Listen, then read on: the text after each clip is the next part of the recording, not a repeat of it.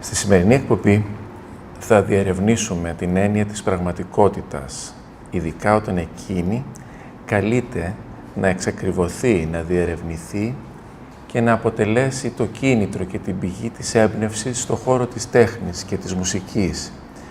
Πριν φτάσουμε όμως στην έννοια της πραγματικότητας, στην τέχνη, στη μουσική, στη σύνθεση, στη δημιουργία των ήχων, θα πρέπει να εξετάσουμε τον όρο πραγματικότητα. Τι εννοούμε δηλαδή όταν αναφερόμαστε στον όρο της πραγματικότητας. Η πραγματικότητα συνίσταται σε αυτό που υπάρχει, σε αντιδιαστολή με αυτό που φαίνεται πως υπάρχει ή δυνητικά θα μπορούσε να υπάρχει. Αναφορικά με το πώς πρέπει να εκλαμβάνεται η πραγματικότητα, ειδικά στο χώρο της φιλοσοφίας, μεταξύ των φιλοσόφων δεν υπήρξε, όπως είναι προφανές, ομογνωμία. Για παράδειγμα, κατά το Δημόκριτο, η πραγματικότητα συνίσταται στα άτομα, τα οποία αποτελούν τα άπειρα σωματίδια των υλικών μορφών, της ύλης.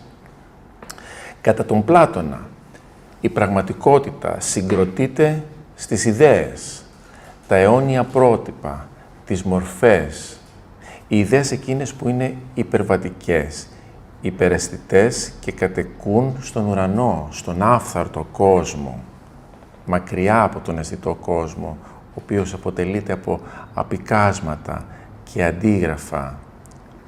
Οι ιδέες αυτές αποτελούν τη βάση της πραγματικότητας γιατί είναι αναλύατες και ο άνθρωπος καλείται να τις γνωρίσει μέσα από την ανάμνησή του, πηγαίνοντας δηλαδή προς αυτές και να καταφέρει να υπερβεί τον απατηλό κόσμο των αισθήσεων που τον περιορίζει, τον φυλακίζει στη δόξα, την εικασία και την πίστη. Κατά τον Leibniz, έναν άλλο σημαντικό φιλόσοφο, η πραγματικότητα συνίσταται στις μονάδες, τα απειροελάχιστα σωματίδια της ύλης που είναι άτμητα, αδιέρετα, δηλαδή δεν μπορούν να διαιρεθούν, να γίνουν ακόμα μικρότερα. Αυτά τα άπειρα, τα εκατομμύρια σωματίδια της ύλης που ο Leibniz τα ονομάζει μονάδες, είναι αυτά που απαρτίζουν, συγκροτούν και οριοθετούν την πραγματικότητα και μέσα από αυτά συντίθεται η έννοια της αρμονίας. Κινείται το σύμπαν, κυλά η ζωή. Κατά το Leibniz πίσω από τις μονάδες κρύβεται ο Θεός, ο οποίος έχει δημιουργήσει το σύμπαν σαν ένα καλοκουρδισμένο ρολόι, που όλα κυλούν ομαλά. Κατά το Hume, τον εμπειριστή φιλόσοφο από τη Σκωτία, η πραγματικότητα συνδέεται με τις ιδέες, που και αυτές με τη σειρά τους είναι εικόνες των εντυπώσεων. Ό,τι παρίσταται μέσα μας, ό,τι καταγράφεται μέσα μας καθημερινά μέσα από τις εντυπώσεις, από τις χιλιάδες εικόνες που υπάρχουν στον κόσμο του γιγνώσκοντος εγώ, στον κόσμο της συνειδητότητας, στην εσωτερική μας αντίληψη, μέσα εκεί γεννιούνται οι ιδέες. Αυτές οι ιδέες συνθέτουν την πραγματικότητα για τον άνθρωπο. Μέσα από αυτές τις ιδέες ο άνθρωπος αντιλαμβάνεται την πραγματικότητα. Κατά τον Καντ, το σημαντικότατο φιλόσοφο της εποχής του διαφωτισμού, η πραγματικότητα ταυτίζεται, εξισώνεται με το πράγμα καθεαυτό, το Sinn an sich στα γερμανικά. Το πράγμα καθεαυτό είναι απρόσιτο, είναι άγνωστο στον άνθρωπο. Εμείς αυτό που μπορούμε να πετύχουμε στην καλύτερη περίπτωση και η καλύτερη ανθρώπινη περίπτωση είναι ο συγκερασμός όλων των εμπειρικών παραστάσεων και των πληροφοριών, της αισθητότητας, του τρόπου δηλαδή που ο άνθρωπος πάσχει από το περιβάλλον καταγράφοντας μέσα από τις αισθήσεις τους όλες τις διαφορετικές πληροφορίες, του συγκερασμού λοιπόν της αισθητότητας μαζί με τους νόμους της λογικής. Έτσι ο άνθρωπος με την εποπτεία, την παραστατική δηλαδή δύναμη της συνείδησής του και την ικανότητα να καταγράφει παραστάσεις και με τους νόμους του λογικού, τους λογικούς σχηματισμούς της νόησής του, τις κατηγορίες, μπορεί να φτάσει σε ένα σημείο όχι να γνωρίσει το πράγμα καθεαυτό, αλλά να αρκεστεί στις παραστάσεις και στα φαινόμενα και έτσι να μπορεί να γνωρίσει τον κόσμο και την πραγματικότητα.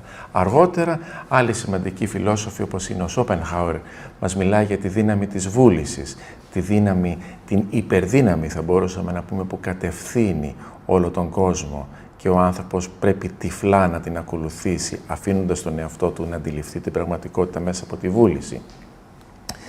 Τέλος, κατά το Χέγκελ, τον πολύ σημαντικό γερμανό φιλόσοφο, στο αποκορύφωμα του γερμανικού ρομαντικού ιδεαλισμού, η πραγματικότητα εξισώνεται με το απόλυτο πνεύμα.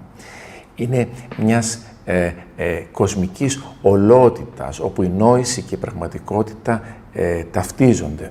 Τίποτα δεν είναι πραγματικό κατά το Χέγκελ, εκτός από την ολότητα και τον κόσμο. Η πλάνη και η εικασία για τους ανθρώπους ξεκινά από την αυθυπαρξία.